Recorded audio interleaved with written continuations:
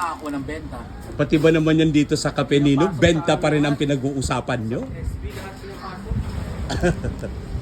SB. Guys, welcome sa aking boss. From Manila pa, yung ganun kasikat ang Cafe Nino.